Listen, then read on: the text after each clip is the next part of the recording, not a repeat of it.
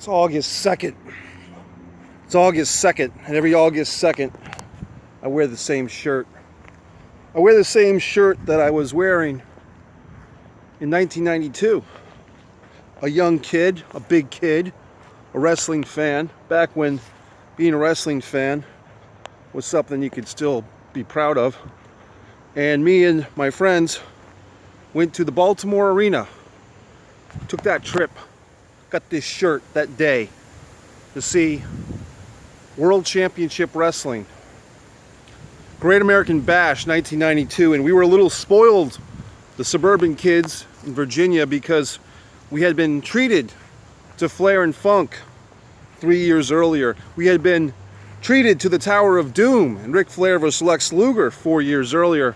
But then we were kind of punished because you see, it was the fans in Baltimore that were the fans to chant, "We want Flair, we want Flair," when a contract negotiation with Jim Herd went awry the year before.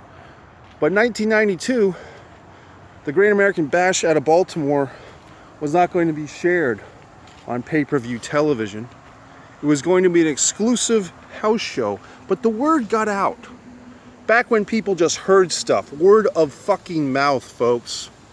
And what came out was that this would be a TV taping. Ooh, things got a little interesting here.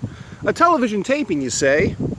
And the big match being promoted was a rematch. Sting versus Big Van Vader for the WCW World Heavyweight title. Sting trying to regain that championship. He had just lost 3 weeks earlier to Vader in Philadelphia. Another town for real wrestling fans. But things went a little bit different. Things just did not happen as we were told.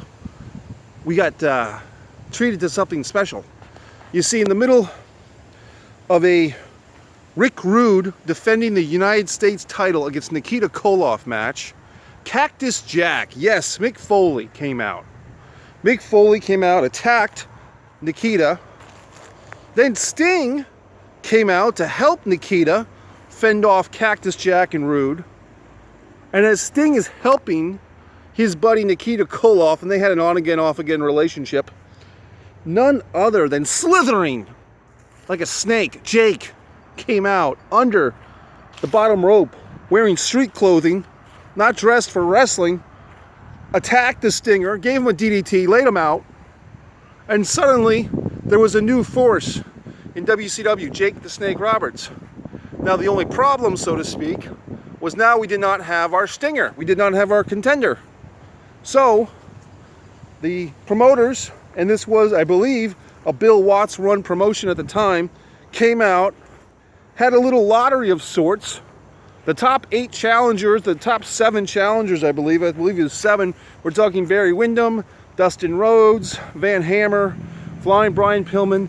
They all put their names in a hat, and the person who got their name picked out would get a match, would take Stinger's spot.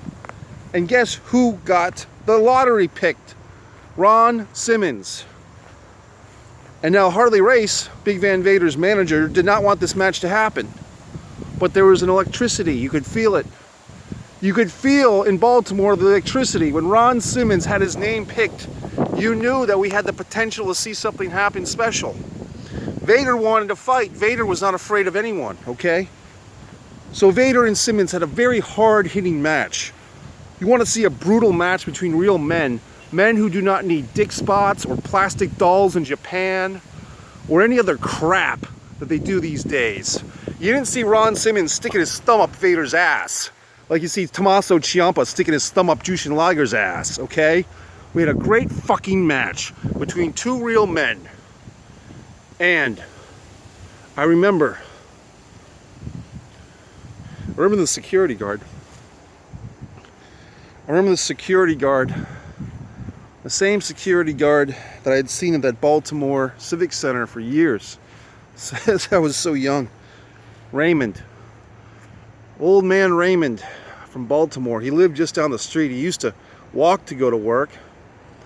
And he was so old that he could remember when superstar Billy Graham defeated Bruno Sammartino in that same Baltimore Civic Center, back when it was called the Civic Center.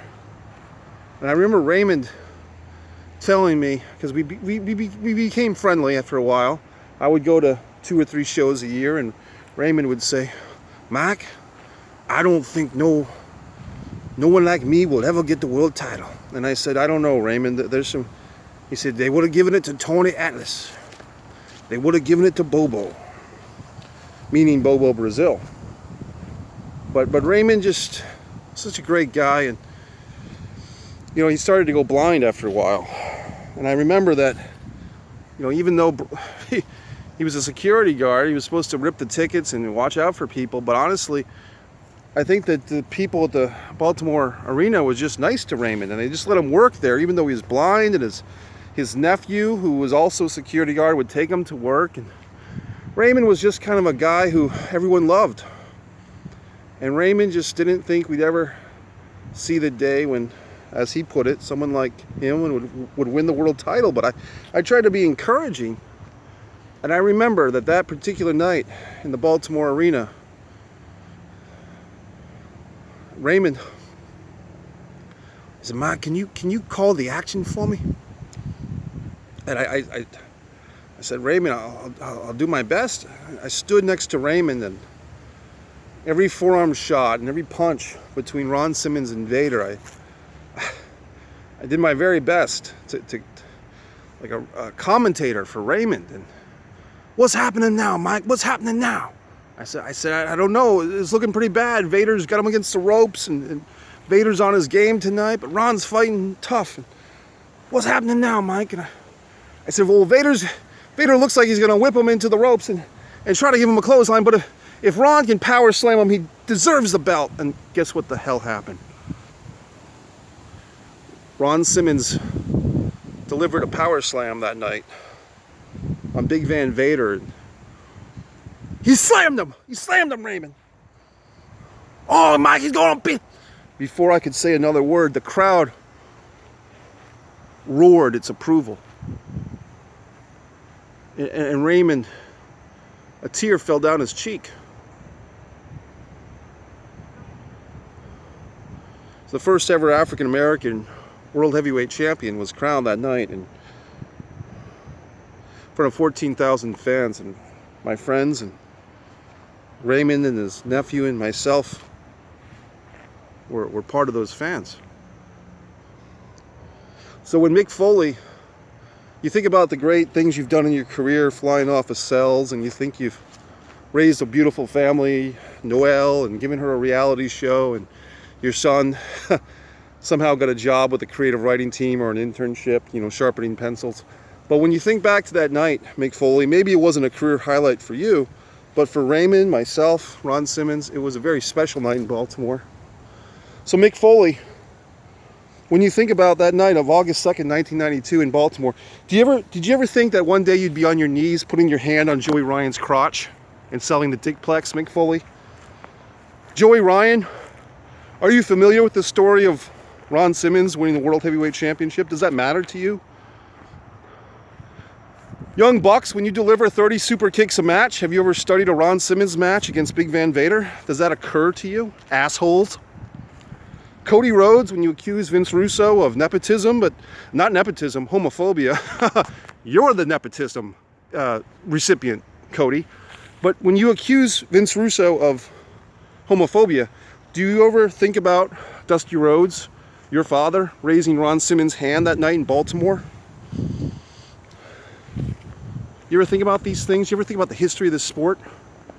So when I see Jushin Liger, who I don't think he was on that particular show, but he was around that era of WCW. When I see a guy like Jushin Liger begging Tommaso Ciampa to stick his thumb up his ass, the Taita 10. When I see 30 super kicks a match and plastic dolls in Japan, and people just saying, "Oh, it's an evolving wrestling show." Or when I see the women not allowed to wrestle in Saudi Arabia and getting a crumb of the table of a women's pay-per-view. Evolution? No, evolution means to get better. This thing's getting worse. Pro wrestling's getting worse, assholes. So each and every one of you fucking fans has something to do about it. You can make it better, or you can be just another piece of shit. What would Raymond do in Baltimore, August 2nd?